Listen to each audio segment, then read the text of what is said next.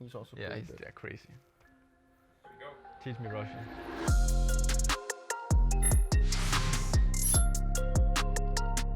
I think that the most important for me is to be remembered as a team, which I think we've already managed to create. So whenever we decide not to play anymore, I think we've already created a lot of good memories, at least within the team, but also for all the people to remember that Astralis did this and won that and that. If I had to be more specific as a personal player, then player that was always, or at least trying to be consistent. I mean, it can be hard sometimes, but I mean, like making. I've always said like one of my personal goals is always like making the top 20 of HLTV, and I've made that. I don't know, all the years except for one, maybe two. I think there's only one I missed, and that was also that year I really had my struggles in New York, so that kind of makes up. But I'd say that just being consistent and always making my team look good, I think that's what I want to. I'm not really trying to be remembered as someone that always did that and that. I just want to have made my impact so the team wins. I think, as you said, like we manifested as a team that we are a family, but also that we have been a team hungry for success. That has driven us, and I think that even though we've had our ups and downs, we've always been a unit and always been honest to each other. So I think that's like one of the key elements of my career. Also, like being honest to my play style. There's always a lot of people that want you to take more risks or play more flashy, but like being efficient and winning, I think that speaks for itself. As you said, like as long as you're contributing to winning, it doesn't really matter if you are the number 1 player in the world. As you say, like being named top 20 in the world, I think that's an honor for everybody involved. Well, at least it has to be.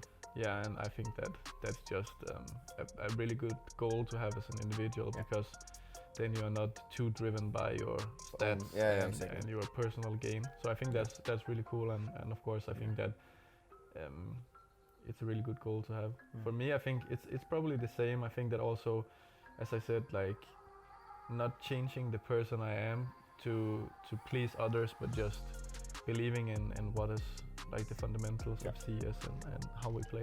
Sure. I'll probably pick a few. I think it's always easier to see what other people are doing good than what you do good yourself. For sure. So at least it's easy to talk about, I feel like.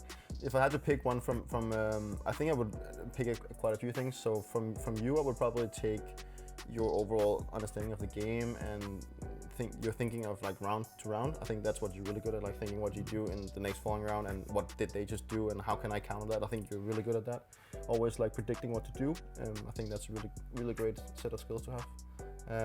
If I could pick something from maybe Emil as well, or Magisk, I'd pick his way of spraying. He's really good at that. Yeah.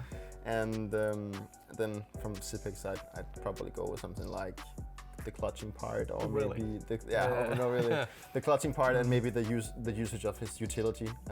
It's something that I don't feel I'm that good at, so it would be nice to maybe up my my own utility working. But there's like a lot of things I think I would like to have, but not something I think of on a daily basis. I feel like exactly. I think I'm doing fine. You have to work with what you got, right? Exactly, as you said, you have to. Yeah. It's so hard to be good to yourself. Yeah, exactly. Because it's easy. You would never like speak bad about a teammate, but sometimes you speak bad about yourself when you're in a tough period.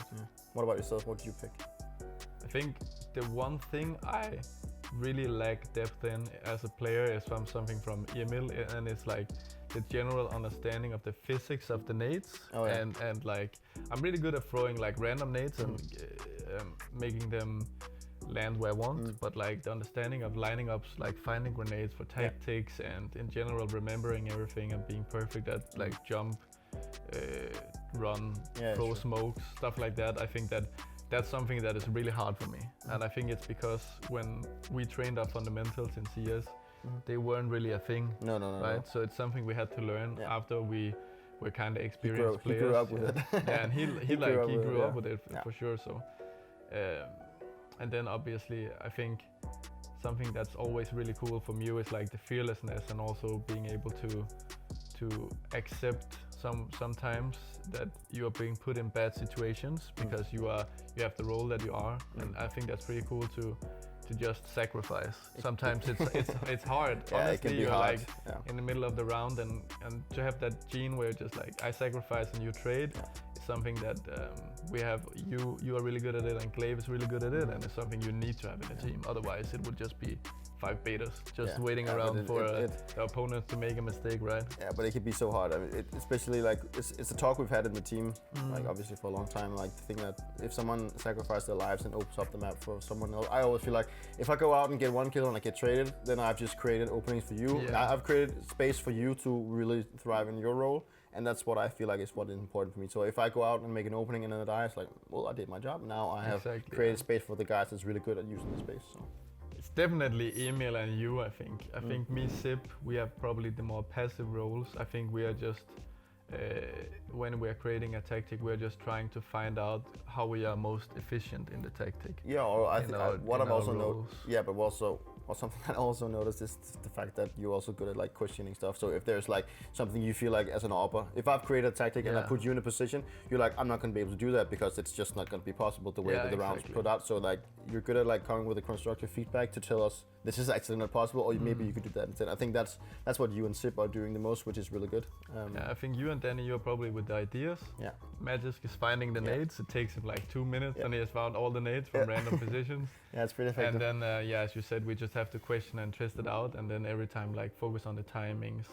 I think that's something we've developed a lot in the past few, like half year, testing the timings on the server to perfection, because I think that sometimes you can create a really good tactic, you can run it 10 times, and if the timing is just 1 second off, every time you go in as an entry fragger, you're just dead, because maybe the it's flash... all about the flashbangs and the timing of the repeats and everything. So there's a lot to it, but if I had to pick one from, I would also definitely say Danny and Emil. Yeah. Maybe more Danny and Emil than me as the last couple of months, but overall I think they do. I think it's as you said, Danny's the one that comes up with ideas. Yeah, maybe also finds the grenades, and then Emil is the one that just practices all the grenades and knows pretty much all the grenades in the entire world. It's quite impressive, actually. That's true. In general, they're just better.